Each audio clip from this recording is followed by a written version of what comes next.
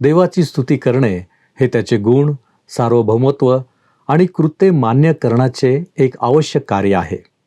काय आपण देवाची स्तुती करण्यासाठी ठराविक वेळ देता? उपासना उपासना उपासना उपासना प्रभुची करो उपासना प्रभुची करो उपासना उपासना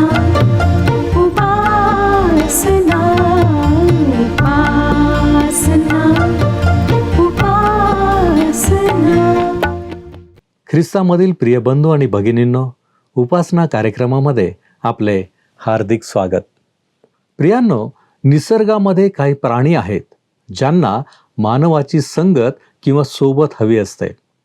अशा प्राण्यांना आपण पाळीव प्राणी असे म्हणतो. परंतु आपण कधी विचार केला आहे काय की मनुष्याला देखील कोणाची तरी सोबत हवी असते, अर्थात त्याची पत्नी किंवा इतर लोक सोडून. होय, अगदी बरोबर ओळखलत आपण. मनुष्याला आपल्या जीवनात देवाची सोबत नक्कीच हवी असते. प्रियांनो, आता प्रश्न असा आहे की ही सोबत मनुष्याला कशी काय मिळणार? यासाठी प्रार्थना हा एक मार्ग आहे आणि दुसरा म्हणजे स्तुती करण्याद्वारे. स्तुतीसाठी आम्हाला पवित्र शास्त्रामध्ये एक संपूर्ण पुस्तक दिलेले आहे. आजपासून आपण याच पुस्तकाचे म्हणजे स्तोत्रसंहिता याचा अभ्यास सुरू करणार आहोत. आज आपण याचा परिचय आणि स्तोत्र 1 यामधील पहिल्या 2 वचनांचा अभ्यास करणार आहोत. तर मग चला प्रियांनो, आपण आपल्या अध्ययनाची सुरुवात करूया. श्रोत्यांनो, आज आम्ही जुन्या करारातील स्तोत्रसंहिता ह्या पुस्तकाचे अध्ययन सुरू करीत आहोत. या पुस्तकाच्या हिब्रू शीर्षकाचा अर्थ होतो स्तुती किंवा स्तुतीचे पुस्तक, आणि या पुस्तकाच्या ग्रीक भाषेतल्या शीर्षकाच्या अर्थामध्ये वाद्यसंगीत हा अर्थ समावेशित आहे. इंग्रजी शीर्षक साम्स ह्याचा अर्थ स्तोत्रसंहिता असा होतो व तो शब्द ग्रीक भाषेत सॉमॉस असा आहे. स्तोत्रसंहिता हे पुस्तक उपासनेचे पुस्तक आहे. मंदिरातले ते गायनाचे पुस्तक आहे. या पुस्तकाचे अनेक लेखक किंवा कवी होते आणि इस्रायलचा मधुर स्तोत्रकर्ता दावीद याने लिहिलेली 73 स्तोत्रे त्यामध्ये आहेत. प्रेषितांची कृत्ये याचा 4था अध्याय व 25व्या वचनानुसार दुसरे स्तोत्र आणि इब्री लोकासपत्र याचा 4था अध्याय व 7वे वचन याप्रमाणे 55 स्तोत्र दाविदाने लिहिलेले आहेत. काही ऑर्फॉनिक म्हटलेल्या स्तोत्रांचाही तोच लेखक होता. त्याने ती स्तोत्रे मंदिरासाठी लिहिली. त्यानंतर मोशे, शल्मोन, कोरह पुत्र आसाफ, हेमान, एथान, हिजकिया वगैरेंची स्तोत्रे या पुस्तकात समावेशित केलेली आहेत. येशू ख्रिस्त ही या पुस्तकाची मध्यवर्ती कल्पना आहे आणि राजा व राज्य ही या गीतांची मूळ कल्पना आहे. या पुस्तकाची गुरुकिल्ली असलेला शब्द हालेलुया म्हणजे प्रभूची स्तुती असो हा आहे. माझ्या मतानुसार स्तोत्र 50 आणि स्तोत्र 150 ही अत्यंत महत्वाची अशी स्तोत्रे आहेत. त्यापैकी 50वे स्तोत्र आसाफाने लिहिलेले आहे आणि इतर कोणत्याही स्तोत्रांपेक्षा अधिक गोष्टी या स्तोत्रात सांगितलेल्या आहेत. 150वे स्तोत्र हे हालेलुया सांघिक गीत आहे. याच्या छोट्याशा 6 वचनांमध्ये हालेलुया हा शब्द 13 वेळा वापरलेला आहे व या स्तोत्राबरोबर स्तोत्रसंहितेचे पुस्तक समाप्त होते. या स्तोत्राला इतर सर्व स्तोत्रांचे पालुपद म्हणता येईल. आता आपण या पुस्तकाची ठळक वैशिष्ट्ये पाहूया. या पुस्तकामध्ये दृढ भक्तिभाव, तीव्र भावना, उदात्त भावना आणि भयंकर उदासीनता यांचे सुंदर चित्रण झालेले आहे. असे वाटते की मानवी आत्म्याच्या तारा छेडल्यावर निर्माण झालेले सुंदर संगीत म्हणजे स्तोत्रसंहितेचे पुस्तक आहे. हे पुस्तक विलक्षण सुंदर आहे आणि पवित्र शास्त्राच्या मध्यभागी त्याची जागा आहे आणि त्यातले 119वे स्तोत्र देवाच्या वचनाविषयी आहे व त्यातून देवाच्या वचनाचे महत्त्व प्रगट केलेले आहे. श्रोत्यांनो, तुमच्यापैकी अनेकांना स्तोत्रसंहितेचे पुस्तक आवडत असणार. त्यातून तुम्हाला अनेक आशीर्वाद प्राप्त झालेले असणार. शतकानुशतके लोकांना हे पुस्तक आशीर्वादाचे कारण झालेले आहे. माझ्या स्वतःसाठी जीवनातल्या वेगवेगळ्या प्रसंगांमधून या पुस्तकातून मला साह्य प्राप्त झालेले आहे. मंडळीचे एक महान संत त्यांनी म्हटले की स्तोत्र संहिता मंडळीचा आवाज आहे. दुसऱ्या एका संताने म्हटले की स्तोत्र संहिता संपूर्ण पवित्र शास्त्राचा सारांश आहे. एका मोठ्या धर्म प्रवर्तकाने म्हटले की स्तोत्र संहिता सर्व संतांचे एक छोटे पुस्तक आहे. ईश्वर विज्ञान तज्ज्ञाच्या मतानुसार हे पुस्तक मानवी आत्म्याचे शास्त्र आहे. कोणीतरी असे म्हटले आहे की मानवी अनुभवांची संख्या 126 आहे. मला माहिती नाही की हा निष्कर्ष त्या व्यक्तीने कसा काढला, पण एक माहीत आहे की ते सर्व स्तोत्र संहितेमध्ये नोंदलेले आहेत. हे एकच पुस्तक असे आहे श्रोत्यानो की त्यात मानवाचे सर्व अनुभव वर्णित केलेले आहेत. मानवी आत्म्याला स्पर्श करणारा, त्यावर खोलवर ठसा उमटवणारा प्रत्येक विचार, प्रत्येक अनुभव, प्रत्येक भावना या पुस्तकामध्ये प्रतिबिंबित झालेली आहे. म्हणूनच मला वाटतं की हे पुस्तक हृदयाला स्पर्श करणारे आहे. तुम्ही कोणीही असा, येशू ख्रिस्तावर विश्वास ठेवणारे असा किंवा नसा, हे पुस्तक तुमच्या हृदयाला नक्कीच साथ घालते.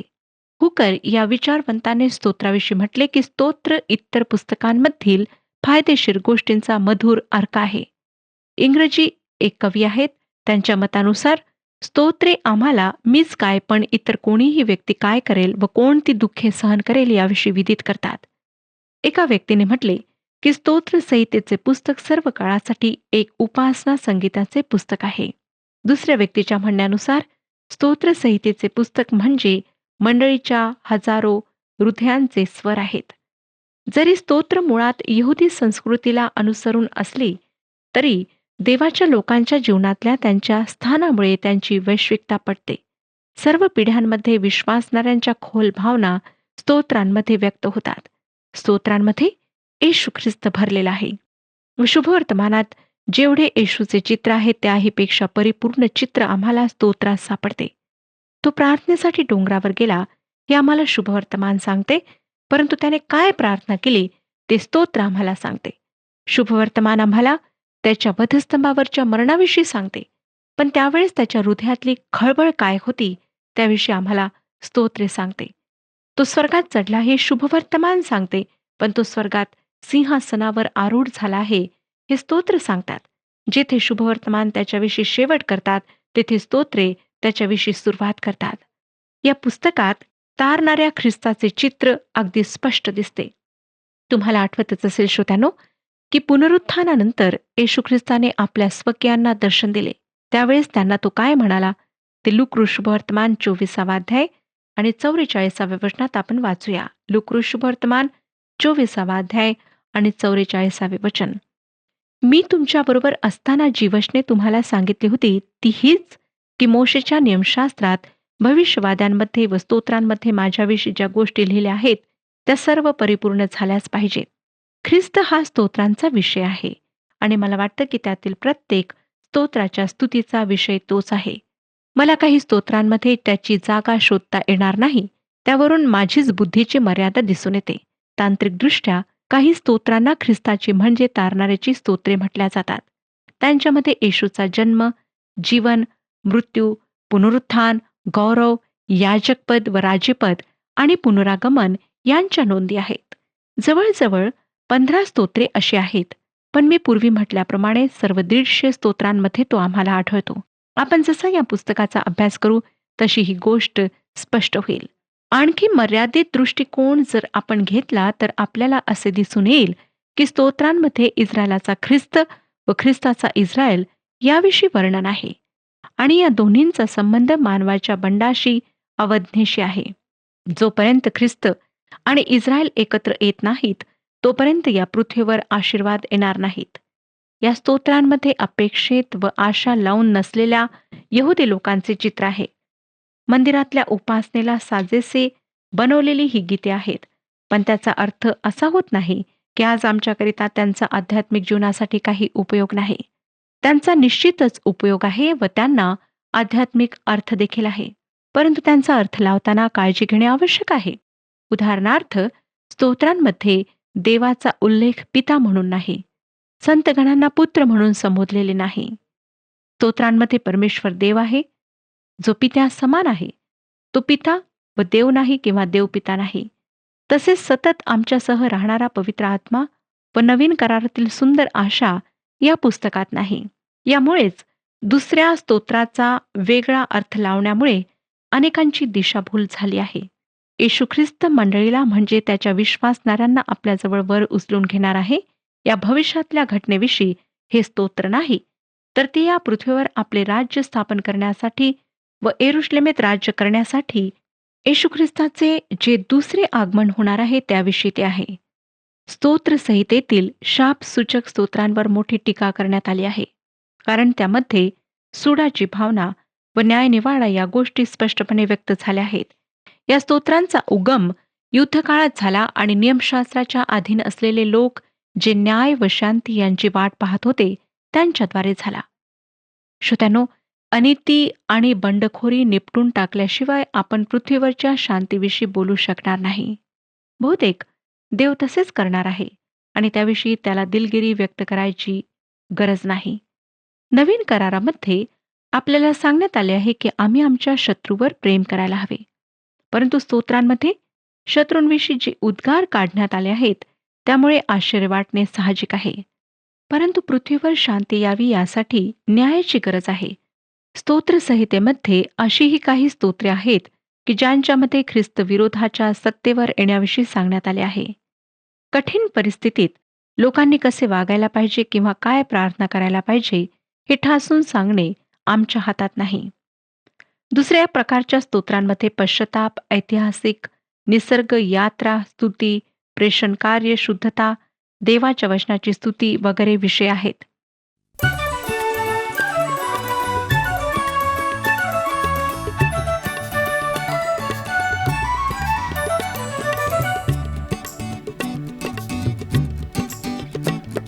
क्षणिक धनाची छाया, स्वप्नातील सृष्टी वाया, जाण रे, जाण रे, जाण रे. ही क्षणिक धनाची छाया, स्वप्नातील सृष्टी वाया, जाण रे, जाण रे, जाण रे.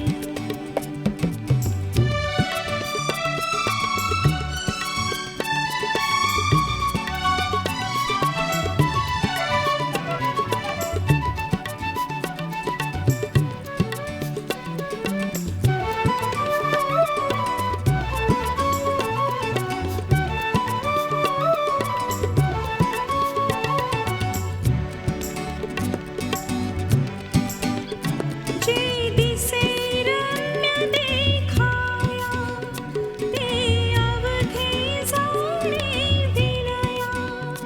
तव ज्ञान असो अज्ञान, दिसे मज जाण. प्रभु विणवाया, प्रभु विणवाया, वस्तू विण जैशी छाया, जाण रे. ही क्षणिक धनाची छाया, स्वप्नातील सृष्टी वाया, जाण रे, जाण रे, जाण रे.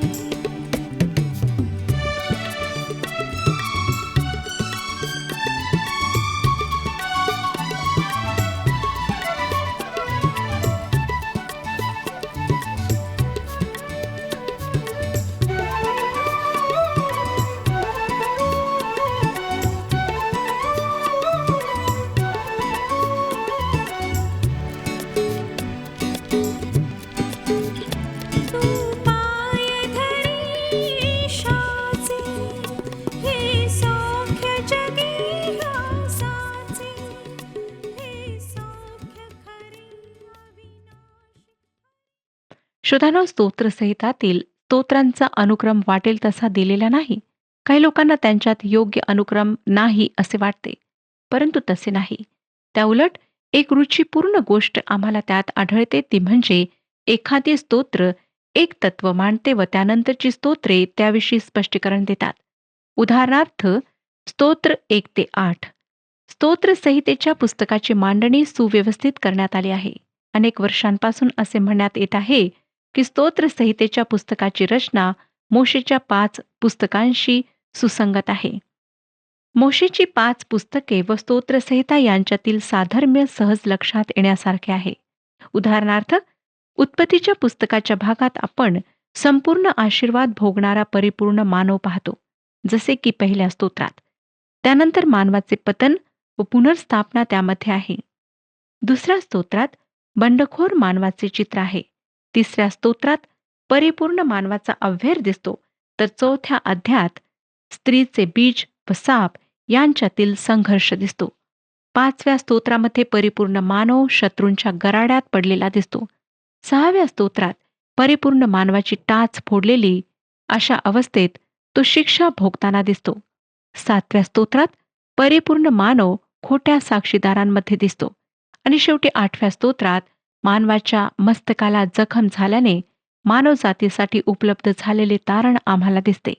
पुढे स्तोत्रे 9 ते 15 मध्ये शत्रू व ख्रिस्त विरोधी यांच्यातला संघर्ष व शेवटची सुटका आम्हाला दिसते. आणि स्तोत्र 16 ते 41 मध्ये आम्हाला येशू ख्रिस्त त्याच्या लोकांमध्ये त्यांना देवासाठी शुद्ध करीत असलेला दिसतो. श्रोत्यानो, उपदेशकांचा राजपुत्र ज्याला म्हटले गेले, त्या व्यक्तीने म्हटले आहे की स्तोत्र संहितेचे पुस्तक आम्हाला पंखाबरोबर शब्दांचाही उपयोग करायला शिकवते. ते आम्हाला वर उडायला व गायन करायला लावते. या पुस्तकाला पवित्र शास्त्राचे उद्यान असेही म्हणण्यात आले आहे. नवीन करारामध्ये जुन्या करारातली जी 219 अवतरणे आहेत, त्यापैकी 116 स्तोत्रांमधली आहेत. माझी खात्री आहे श्रोत्यानो की या पुस्तकाचे वाचन व अध्ययन आपणातील प्रत्येकाकरिता आशीर्वादाचे ठरेल. आज आपण या पुस्तकाच्या पहिल्या अध्यायाचा अभ्यास करणार आहोत. या स्तोत्राची मध्यवर्ती कल्पना आहे 2 व्यक्ती, 2 मार्ग आणि 2 शेवट. या स्तोत्रापासून उत्पत्ती या विभागाची म्हणजे मोशेच्या 5 पुस्तकांशी असलेल्या साधर्म्याची सुरुवात होते. यामध्ये भौतिक विश्वापासून सुरुवात न होता मानवापासून सुरुवात होते व त्यामध्ये सुखी आशीर्वादित मानवाचे वर्णन आहे. आणि या मानवाची तुलना देवहीनाबरोबर केलेली आहे. हे ख्रिस्ताचे दुसऱ्या आदामाचेही चित्र आहे, जो तिरस्करणीय व देवहीन पाप्यांमध्ये येऊन राहिला. आम्ही येशू ख्रिस्ताला दुःखी माणूस म्हणून ओळखतो, म्हणून बहुधा त्याचे चित्र रंगविताना त्याला उदास, दुःखी असे चित्रवितात. हे खरे आहे श्रोत्यानो की यशया त्याला दुःखी पुरुष म्हणतो, पण आपण त्यापुढे जर वाचले तर कळेल की येशू ख्रिस्ताचे दुःख स्वतःचे दुःख नव्हते. यशयाचे पुस्तक 53 अध्याय आणि 4 वचन सांगतं, खचितच त्याने आमची दुखणी आपणावर घेतली आहेत आणि आमची दुःखे उचलून घेतली आहेत आणि आम्ही त्याला मारलेला, देवाने हाणलेला आणि पिडलेला असे मानले. श्रोत्यानो, तो दुःखी होता कारण त्याने आमची दुःखे स्वतःवर घेतली. तो सुखी होता व या पहिल्या स्तोत्राच्या पहिल्या भागात त्याचे वर्णन आहे. आपण वाचूया स्तोत्रसंहिता 1 अध्याय आणि 1 वचन. सुखी जो पुरुष जो दुष्टांच्या मसलतीने चालत नाही, पाप्यांच्या मार्गात उभा राहत नाही व तिरस्कारांच्या आसनी बसत नाही. या वाक्यामध्ये सुखी माणसाच्या सरावाचे चित्र दिले आहे. पुढे त्याच्या सामर्थ्याचे चित्र आपणास पाहावयास मिळेल व शेवटी त्याची सार्वकालिकता. पहिल्या वचनात आम्हाला या सुखी माणसाच्या सरावाची नकारात्मक बाजू दिसते, म्हणजे तो काय करीत नाही हे येथे सांगण्यात आले आहे. त्यात 3 स्थिती आम्हाला दिसतात. धन्य तो पुरुष जो दुर्जनांच्या मसलतीने चालत नाही, पापी जनांच्या मार्गात उभा राहत नाही, निंदकांच्या बैठकीत बसत नाही. ह्या स्थिती म्हणजे चालणे, उभे राहणे आणि शेवटी बसणे, अशा 3 क्रिया आहेत. जो माणूस दुष्टांच्या मसलतीने चालत नाही, पाप्यांच्या मार्गात उभा राहत नाही व तिरस्कारांच्या आसनी बसत नाही, तो सुखी आहे. किंवा या गोष्टी जो करतो तो सुखी नाही. या 3 पायऱ्या आहेत: चालणे, मग उभे राहणे किंवा थांबणे व शेवटी बसणे. म्हणजे एकानंतर एक पायऱ्या ओलांडून तो पाप्यांपैकी एक होतो. स्पष्ट आहे श्रोत्यानो की अशा ठिकाणी अधोगती, ऱ्हास आणि शेवटी नाश आहे. सुखी माणूस दुष्टांच्या मसलतीने चालत नाही. तुम्हाला माहीतच आहे की मसलत म्हणजे सल्ला, आणि स्तोत्रकर्ता आम्हाला सांगतो की सुखी माणूस दुष्टांच्या सल्ल्याप्रमाणे चालत नाही. तुमच्या लक्षात ही गोष्ट कधी आली का, की प्रभू येशू ख्रिस्त कधीही असे म्हणाला नाही, की मी गालील प्रांतात जाण्याचा विचार करत आहे आणि मला हा विचार अगदी योग्य वाटतो? नाही श्रोत्यानो, त्याने कधीही स्वतःचे अंदाज व विचारशक्ती यांचा निर्णयांसाठी आधार घेतला नाही. तो हेच म्हणाला, की पित्याची इच्छा आहे की असे असे करावे. कोणतेही निर्णय घेताना आम्ही कोणाचा व कशाचा आधार घेतो ही बाब महत्वाची आहे. आम्ही आमच्या भौतिक सुखाला चटावलेल्या मित्रमैत्रिणींचा सल्ला घेतो, की पवित्र शास्त्र काय म्हणते ते पाहतो. स्वतःची इच्छा पुढे दामटून त्यानुसार निर्णय घेतो, की देवाचा त्याविषयी काय सल्ला आहे, काय इच्छा आहे, हे शोधून त्यानुसार निर्णय घेतो. हे पारखणे महत्वाचे आहे. कारण आमचे सुख त्यावरच अवलंबून आहे आणि योग्य सल्ला ऐकणे चांगले आहे. पण आपल्याला विश्वासाने चालणेही आवश्यक आहे. देवहीन लोकांच्या जीवनात देव नसतो, विश्वास नसतो, देवाचे भयही नसते. असे लोक त्यांच्या स्वतःच्या दृष्टिकोनातून योग्य असाच सल्ला देणार. उदाहरणार्थ, जर तुम्हाला आपल्या मुलासाठी इंग्रजी माध्यमाच्या शाळेत प्रवेश हवा आहे, परंतु शाळेचे मुख्याध्यापक शाळेसाठी दानाची रक्कम मागतात, मग अशा वेळेस तुम्ही जर देवहीन व्यक्तीचा सल्ला घेतलात, तर ती तुम्हाला तशी लाच देण्यास प्रोत्साहन देईल. परंतु देवाला लाचलुचपत पसंत नाही आणि त्याच्या इच्छेनुसार तुम्ही विश्वासाने तशी लाच न देण्याचे ठरवले, तर तुम्ही देवाला संतोष तर देताच, पण देवही तुम्हाबाबत आनंदित होतो आणि तो तुमच्या मनाची इच्छा पुरी करतो. पण तुम्ही विश्वासाने मागायला हवे, कारण तो त्याचे भय धरणाऱ्यांना कोणत्याही चांगल्या गोष्टीची वाण पडू देत नाही आणि त्याच्यावर विश्वास ठेवणारे कधीही फजित होत नाहीत. म्हणून श्रोत्यानो, कोणताही निर्णय घेताना तुम्ही कोणाचा सल्ला घेता ते महत्वाचे आहे. मग दुसरी पायरी म्हणजे सुखी माणूस ना तर देवहीनांचा सल्ला घेतो, ना तर तो त्यांच्या म्हणजे पाप्यांच्या मार्गात उभा राहतो.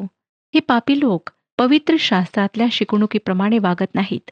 त्यांच्याविषयी नीतिसूत्रे 14 अध्याय आणि 12 वचनात म्हटले आहे, की मनुष्याला एक सरळ मार्ग दिसतो, पण त्याच्या शेवटास मृत्यूपथ फुटतात. पुढे 16 अध्याय आणि 2 वचनात म्हटले आहे, मनुष्याचे सर्व मार्ग त्याच्या दृष्टीने शुद्ध असतात, परंतु यहोवा आत्मे तोलून पाहतो. पाप्याला आपण चुकत नाही असे वाटत असेल, परंतु तो पापी आहे.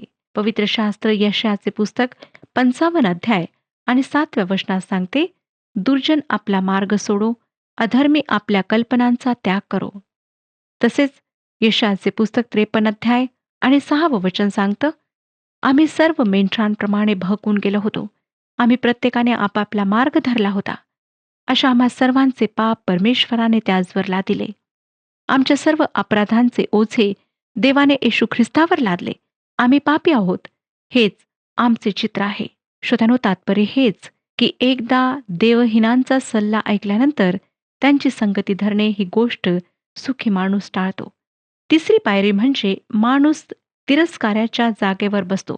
तिरस्कारी म्हणजे नास्तिक, देवावर अजिबात विश्वास न ठेवणारे, त्याचा तिरस्कार करणारे असतात.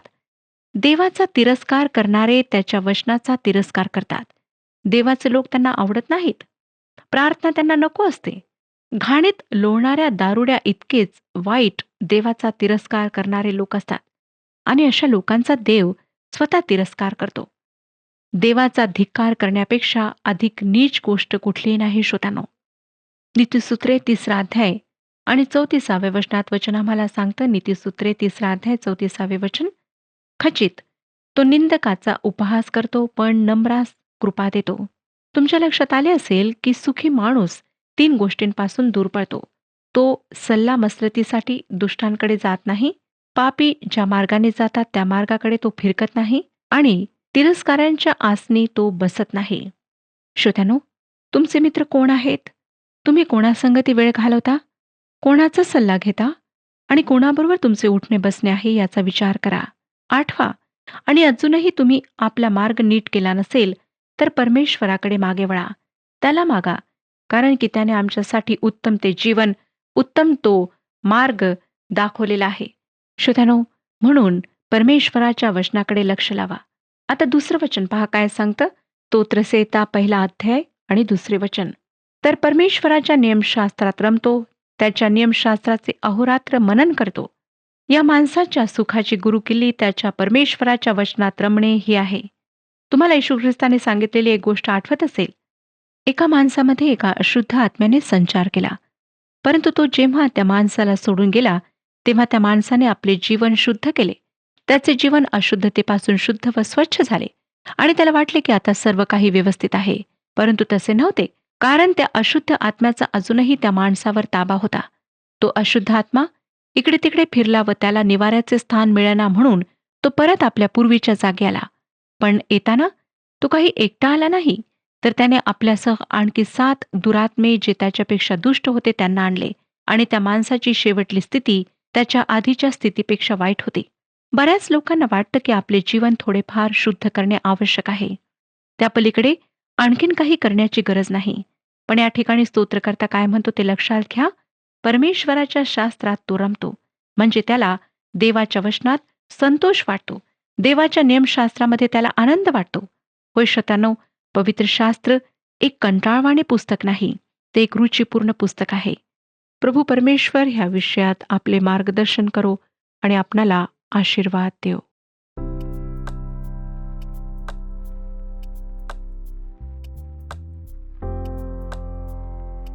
मागील कार्यक्रमातील प्रश्नाचे उत्तर आहे ए. गलती येथील लोकांसाठी मोठ्या अक्षरांमध्ये पत्र पौलाने लिहिले. आजचा प्रश्न आहे, स्तोत्रसंहिता या पुस्तकाची मध्यवर्ती कल्पना काय आहे?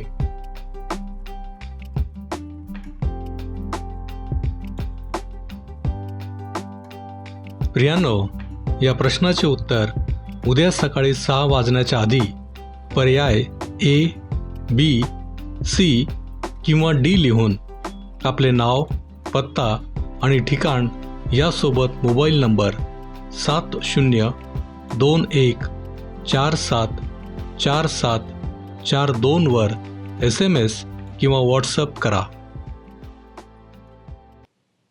प्रियांनो, आम्ही पाहिले आहे की स्तोत्रसंहिता हे स्तुतीचे पुस्तक असून यामध्ये पवित्र शास्त्राचा सारांश आहे. विशेष म्हणजे यामध्ये आम्हाला तारणाऱ्या ख्रिस्ताचे चित्र स्पष्ट दिसते. या स्तोत्रांना आध्यात्मिक अर्थ देखील आहे. तसेच आपण अभ्यासलेल्या 2 वचनांमध्ये नीतिमानांच्या मार्गाची अधार्मिकांच्या मार्गाची तुलना आपण पाहिली आहे. प्रियांनो, स्तोत्रसंहिता या पुस्तकाच्या अभ्यासाद्वारे आमच्या देवावरील विश्वासाला दृढता प्राप्त होते. म्हणून या पुस्तकाचे अध्ययन करणार काय? आपण प्रार्थना करू. आमच्यावरती कृपा करणाऱ्या आमच्या महान प्रेमळ परमेश्वरा, तुझ्या नावाला धन्यवाद देतो, तुझी स्तुती करतो यासाठी की प्रभू येशू ख्रिस्ताच्या द्वारे तू आम्हा प्रत्येकाला निवडून घेतलेला आहेस. आणि प्रभूजी, वारंवार तू आम्हाला मार्गदर्शन करतो तुझ्या वचनांच्या द्वारे. आजही प्रभूजी, आम्हाला जे नवीन पुस्तक याचा अभ्यास सुरू करायला मिळालेला आहे याबद्दल आम्ही तुझी स्तुती करतो. होय प्रभूजी, स्तोत्रसंहिता हे आमच्या जीवनासाठी मार्गदर्शन आहे.